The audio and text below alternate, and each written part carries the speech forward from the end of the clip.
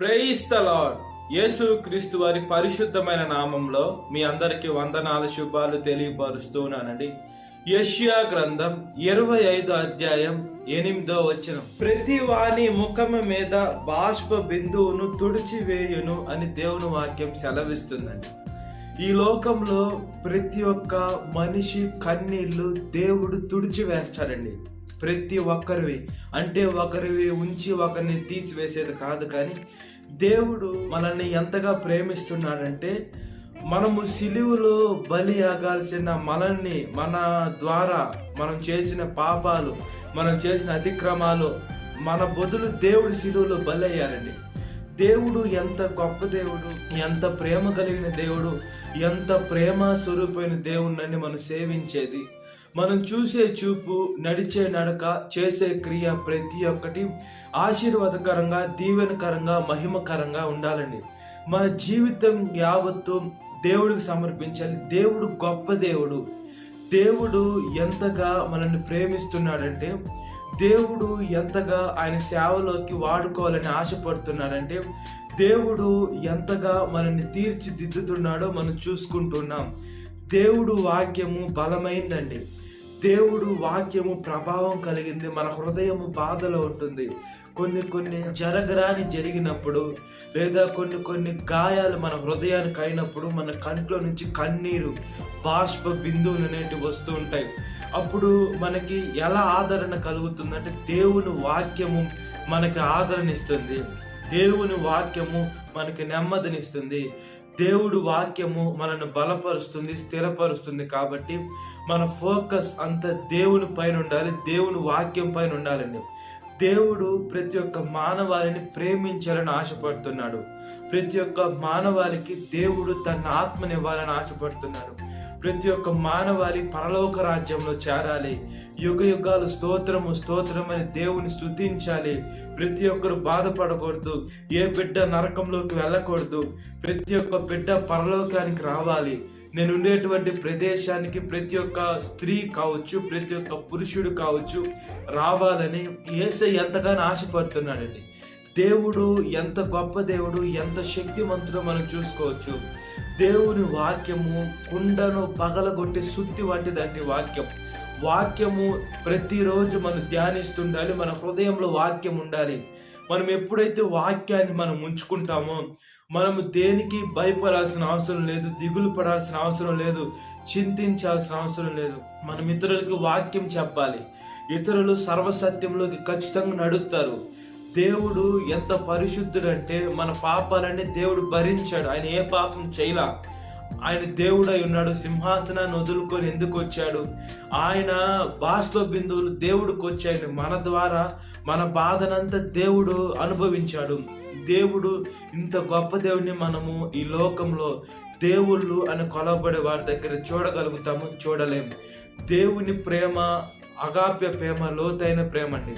ఈ లోకంలో ఒక తల్లి తమ బిడ్డ ఏడుస్తుంటే తల్లి వెళ్ళి తమ బిడ్డను ఎత్తుకొని, నీకేం కావాలి, నీకేం ఇస్తే నువ్వు ఏడు పాపుతావని వాళ్ళు ప్రశ్నించుకొని అది ఇస్తే వాళ్ళ బిడ్డ ఏడు పాపుతారని తల్లిదండ్రులకు తెలుసండి.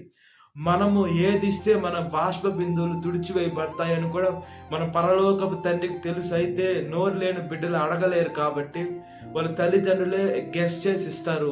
మనకి దేవుడు నోడిచ్చారు కాబట్టి మన పరమ తండ్రిని నోరు తెరిచి అడగాలి, ప్రార్థన చేయాలి, ఉపవాసాలు ఉండాలి, దేవుడి పాదాల మీద పడాలి. అప్పుడు దేవుడు ఖచ్చితంగా మన ప్రార్థనని ఆలకిస్తారండి.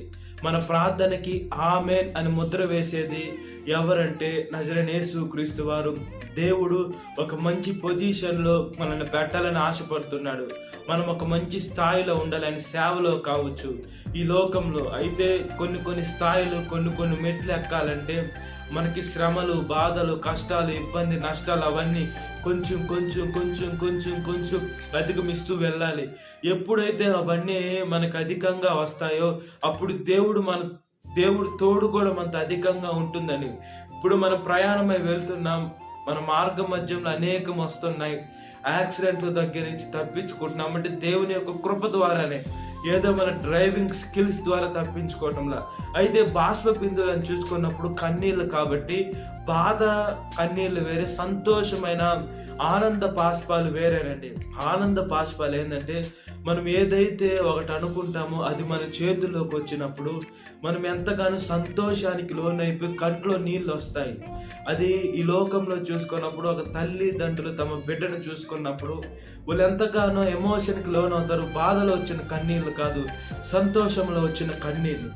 అలాంటి కన్నీళ్ళు ఈ లోకంలో ఉన్నాయండి. అలాంటి బాష్ప బిందువులు కూడా దేవుడి ద్వారానే వస్తాయి. సంతోష కన్నీళ్ళు వేరు, బాధ వచ్చే కన్నీళ్ళు వేరు. కాబట్టి మనం ఎప్పుడైతే దేవుళ్ళు ఆనందిస్తూ సంతోషిస్తూ ఉంటామో దేవుడు మనల్ని ఆశీర్వదిస్తాడు, మనల్ని దీవిస్తాడు, గొప్ప చేస్తాడు. కాబట్టి ఆయన ఆత్మను మనం పొందుకొనున్నట్లుగా ప్రార్థన. మహాపరిశుద్ధాత్మదేవ, మా ప్రియ పరలోకమందున్న తండ్రి, స్తోత్రమయ్యా. మా ఆలోచనని, మా జీవితాన్ని మీ పాదాల ముందు పెడుతున్నామయ్యా. యేసయ్య, మీ సేవలో మమ్మల్ని వాడుకోమని అడుగుచున్నామయ్యా. ధవలవన్నుడా, రత్నవన్నుడా, ప్రకాశమానమైన వేకు చుక్క, జల్దారు వృక్షము వంటి వాడ, పరిశుద్ధ పట్టణంలో ఉన్న దేవా, స్తోత్రము స్తోత్రం స్తోత్రం చెల్లిస్తున్నామయ్యా. మా జీవితము మీ పాదాల ముందు పెడుతున్నామయ్యా. మీ సేవలో మమ్మల్ని వాడుకోమని అడుగుచున్నామయ్యా. యేసయ్య, మీ ప్రేమ ఎంత గొప్పది, ఎంత అమూల్యమైంది, ఎంత శ్రేష్టమైంది. యేసయ్య, మా కోసము మనుషులు, ప్రతి ఒక్క మానవాళి కోసము ప్రాణాలు పెట్టిన ప్రేమ అయ్యా మీది. లోతైన ప్రేమ, అగాప్య ప్రేమ అయ్యా మీది. యేసయ్య, మీ ప్రేమ మేము వర్ణించలేనటువంటి ప్రేమ. మీకు స్తోత్రం చెల్లిస్తున్నామయ్యా.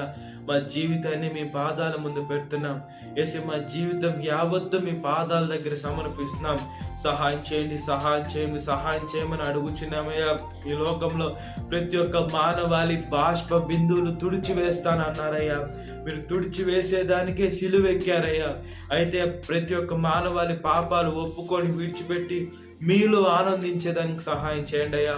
మా ప్రతి ఒక్క బాధలు, కష్టాలంతా మీరు అనుభవించిన దేవా, స్తోత్రం చెల్లిస్తున్నాం. ప్రతి ఒక్క యవనస్తుని కాపాడండి, ప్రతి ఒక్క యవనస్తురాన్ని కాపాడండి. ప్రాముఖ్యంగా వీళ్ళు మీ సేవలో ఆశీర్వదింపబడాలయ్యా. మీ సేవలో ముందుకు కొనసాగాలయ్యా. మీ ఆత్మని పొందుకోవాలయ్యా బిడ్డలయ్యా. 30 60 100 ఆశీర్వదించండి అయ్యా. యేసయ్య, వాళ్ళకి మీ పరిశుద్ధాత్మ శక్తిని వరంగా ప్రసాదించండి. దుష్ట శక్తి, అపిట్టాత్మ శక్తి, చేతబడి, చేడ పేడ శక్తులు, అల్లరి శక్తులు తీసివేసి యేసయ్య, యవ్వన వయసులో మీ కాడి మోసే మంచి మనసును దయచేయమని అడుగుచున్నాను. సాతాను శోధన ప్రతి ఒక్క బిడ్డను విడుదల దయచేయండి. ఈ వాక్యం వింటున్న ప్రతి ఒక్క బిడ్డని పేరు పేరుని జ్ఞాపకం చేసుకోండి. ఈ దినకాలపు దేవునితో నింపమని నజరేయుడైన యేసుక్రీస్తు వారి పరిశుద్ధమైన నామంలో మిక్కిలి వినం తలుచున్నాను, నా పరలోకమందున్న తండ్రి. Amen. Praise the lord. God bless you. Have a great day.